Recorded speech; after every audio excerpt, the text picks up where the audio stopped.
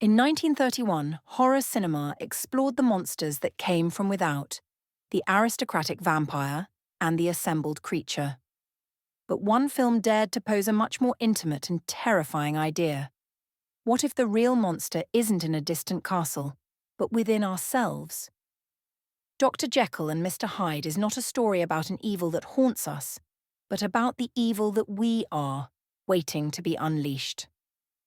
Dr. Henry Jekyll is the epitome of the Victorian gentleman, a brilliant, respected physician engaged to his beautiful fiancée, Muriel. But beneath that respectable facade, Jekyll is obsessed with a theory that every man harbours a duality, a constant struggle between good and evil. Frustrated by the repressions of society and his own morality, he decides to go beyond theory. In his laboratory, he creates a potion designed to separate these two natures and release his darker side. The transformation is one of the most spectacular and terrifying in cinema history.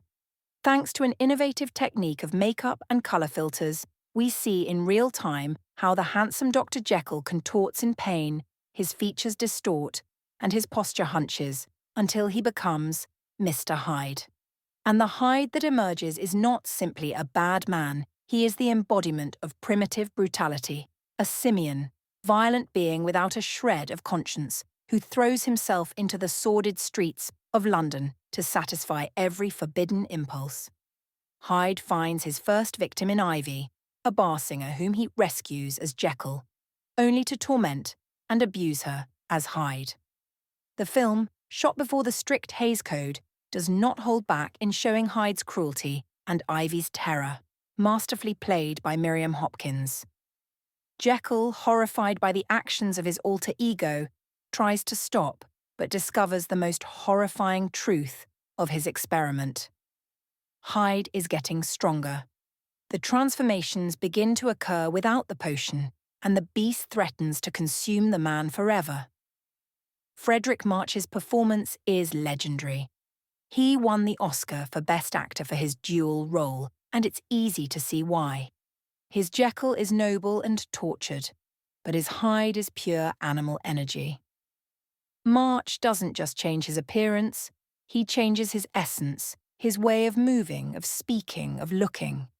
He makes us believe that we are truly seeing two completely different beings inhabiting the same body. Directed by the visionary Rouben Mamoulian, Dr. Jekyll and Mr. Hyde was a technical and narrative feat. Its use of subjective camera in the first scene puts us directly in Jekyll's shoes, and its bold themes of sexuality and violence set it apart from other films of the era. Tragically, the film was censored and nearly lost after MGM bought the rights to make its own version in 1941, but fortunately, it has been restored so we can appreciate its genius. More than any vampire or laboratory monster, the story of Jekyll and Hyde endures because it forces us to look in our own mirror. It asks us what would happen if we could do anything without consequences, without guilt. And it leaves us with a chilling warning.